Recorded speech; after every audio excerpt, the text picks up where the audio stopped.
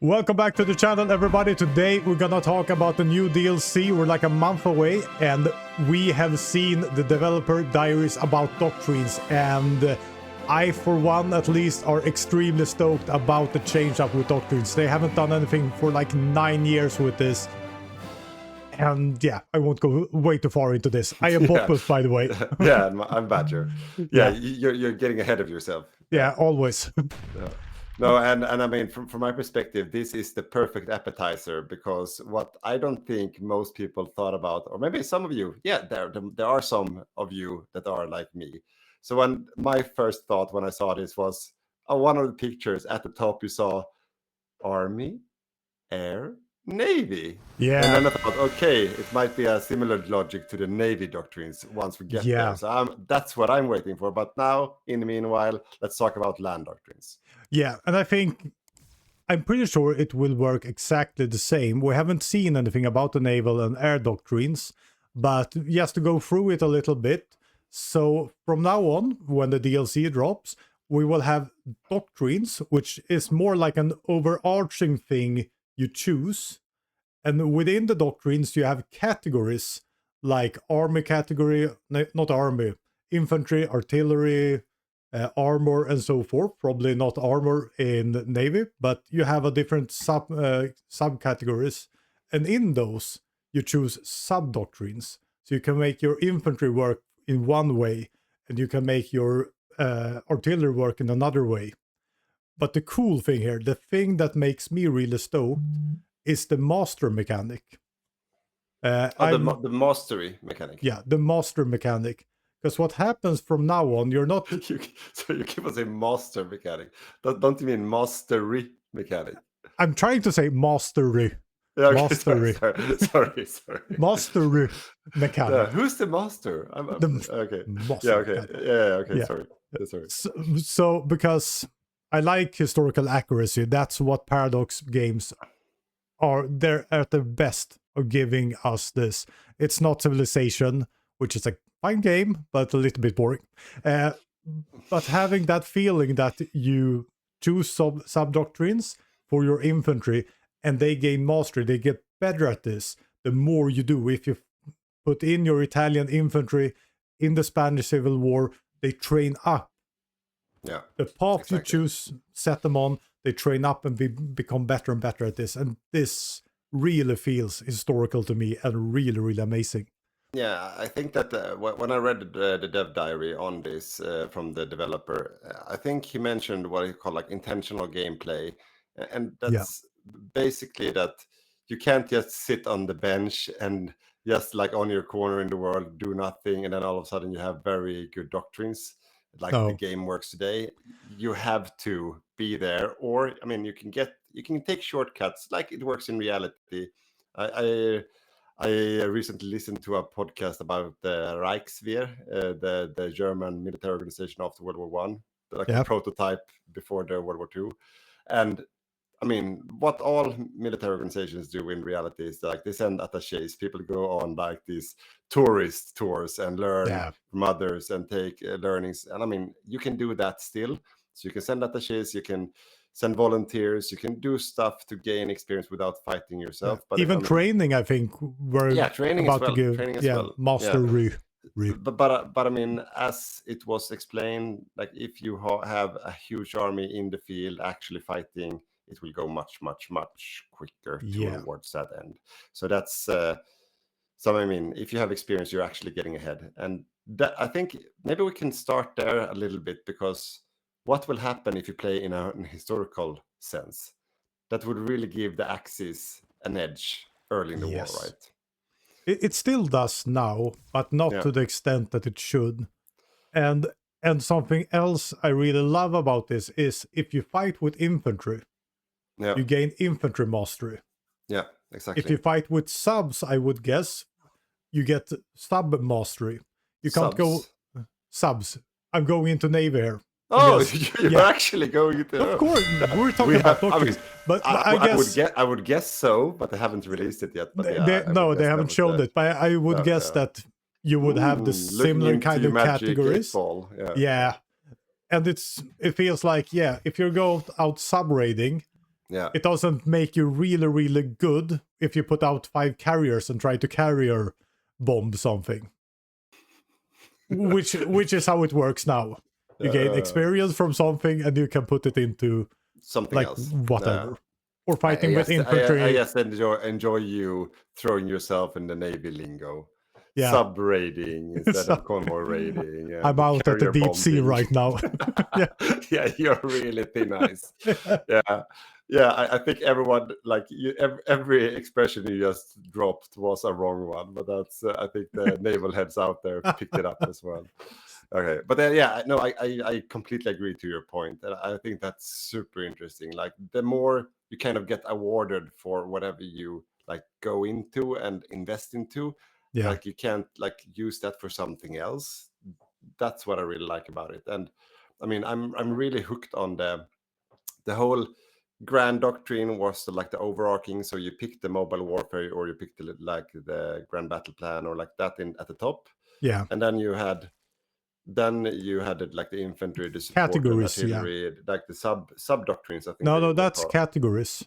Okay, And in the category, like infantry, there you choose the sub-doctrine. How do you want the infantry to work? correct. Yes. How do you want the artillery to work? Correct. Yeah. So yeah, you have the categories, and then you pick. So for infantry, you pick a sub doctrine. Then you had like 8, like in the draft now in the dev diary, you had like 8 different like sub doctrines for infantry, for example. And I think they didn't say, but I also think that they could probably be different ones that would pop up depending on what you picked as a grand doctrine as well. Yeah, probably. I would be surprised if not. So there are probably like a wide range of sub doctrines as well. Yeah. So you could really make a niched play style. And there were stuff like World War One infantry and militia infantry, and like I love those kind of like horde infantry builds. That sounds amazing. So that's something I'm really look forward to. Are we switching roles here? I'm talking about Navy and you're talking about horde infantry. I mean, I have a weak spot for World War One. But World War One is basically trench warfare and Navy. So it's not as fun playing. We played a World War One mod once. It was like, trench lines. It wasn't a good balanced mod at that point. So no, it wasn't. No, so that's probably why. It's not the war's fault. It's the mod's fault. Yeah. But no, so the sub doctrines. So once and then also like what I also like is that you have like these overarching buffs as well. So if let's say you would pick grand battle plan at the start of the grand doctrine, and then you would pick a sub doctrine for infantry, and then when you finalize that sub doctrine, you get all the mastery points and get like you fill out the whole track down and finalize it to the 5th level or whatever it was. Then you get like a buff that's finalized, and that buff like adds to the grand doctrine, and depending on what the grand doctrine is. Yeah. So that is also like more and more and more specialization depending on your like whatever path you go from the start. Yeah, I think the strategical choices here will be huge. That's my takeaway from this. And just that the play style actually matter is really fun. And one thing, if you played HOI a lot, if you're one of the more experienced players listening to this, you know how powerful it is with the stack on stack on stack kind of logic, with no matter what it comes to. And that's also the effect that they're aiming to like encourage even more. So if you go for a grand battle plan kind of play style, and then you like stack more like trench warfare on top of that, I could just imagine that you just stack entrenchment and defensive stats. So that was kind of like at least how I interpreted the intention with it. Like you could really specialize in your way of designing your army and your doctrines. So how do you see this play out in like a multiplayer setting, or in a single player setting for that as well? But if we go with multiplayer first, I think the specialization between minors and majors will become much more obvious, and you will probably even more focus on one thing, because something you can do now is you can start out with infantry, wait until you get a tank that is actually worth it, and then start fighting with tanks like 1940, 1941, or later. I think with this, you need to specialize in the beginning. If you're gonna go armor, you will go armor instantly, and you need to build up that mastery. You can't wait until Barbarossa, put No. out some attachés, and then fight. You need to fight with your You armor. can't have an Hungary waiting for Barb. You need the No. Hungary to like get some crappy tanks out and fight at the outset of the war. Yeah. Probably. Yeah. Much more specialization. If you're gonna go infantry, you just go infantry. You don't have infantry and tanks because you probably won't gain the mastery needed to actually get Maybe both there's work. something that fits into my Matilda 1 build that mixes infantry and tanks, infantry support vehicles, or infantry World tanks. War One. Yeah. Yeah. But I think that's a huge part. You would specialize more, and probably with my guessing about how Navy and Air works, it will be the same. If you're gonna go a sub build, you go a sub build, and you go totally into subs. You will specialize either pushing a miner into building subs to do that kind of part, or you go for carriers and then you really go for carriers. You won't mix as much. You don't mix that much now, but I think it will be even more niched. Yeah, probably. And I mean, I kind of like as long as it's not like overpowered, because I think that, I mean, if you decide late game that you need to get like armor out in the field, you should still be able to do so and like do it okay. And then like be able to catch up as well if you get the experience. So as long as it's not like a gap you can't really catch up on, I mean, you should have the advantage, but there should be some kind of, I mean, I think it will be, so it's not like you can't catch up at all, if it goes on for a long time, or it's too powerful. So, but yeah, let's see how the balancing is designed, because. Yeah. But that's also like this opens up a lot of good stuff for the modders. So I would guess for Yeah. our sake, playing the TFP mod, I think that they would interpret this in their own way to design it, right?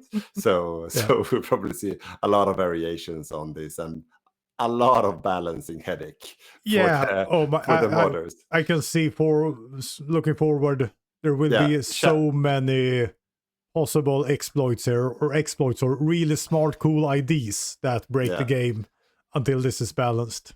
Yeah, shout out to Packer, who's the main modder for the TFP mod. I know you have a headache in front of you to figure this one out, so we can have fun games. The fun thing in vanilla and playing single player is that everything is overpowered. Yeah, in my mind, when you can get the modifier stacking. I made a video about it. I don't remember how much, if I push it out to 600%. Stats or something like that. Yeah, it's overpowered in all directions. It's very pointy. Everything is overpowered. I agree. But there was one more thing regarding the doctrines that I thought was interesting. They mentioned at the end, and maybe you have. I didn't really pay too much attention to it when I read it, but it comes to mind now. It was the spirits, like the officer core window.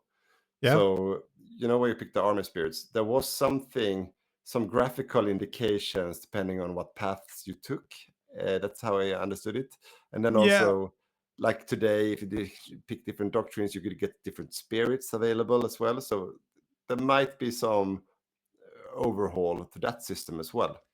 Yeah, if I remember correctly, I interpreted the spirits, the icon, as having like milestones in them. So it was a kind of couple of circles. Yeah, like that. So perhaps that the more milestones you get in your subcategories, sub-doctrines, the better or stronger even the spirits gets. But this is just me going way out there and guessing. Yeah. No, but I mean, I'm really pro all kind of specialization. You can like the more design choices you have as a player, and the more you can specialize on something, the more fun it is to play the game, I think. Yeah. That you really feel that you did something niched and you tried something new every time you play the game.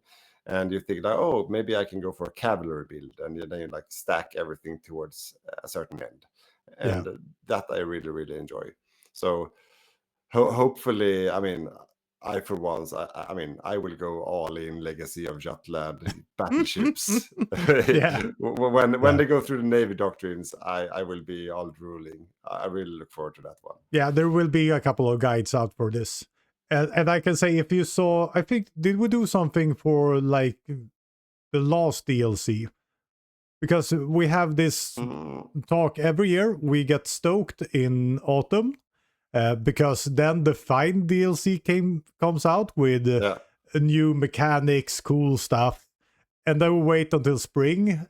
And then the flavor DLCs come out where Brazil get a new flag and Peru get a doctrine, doctrine, like a new focus tree. Yeah.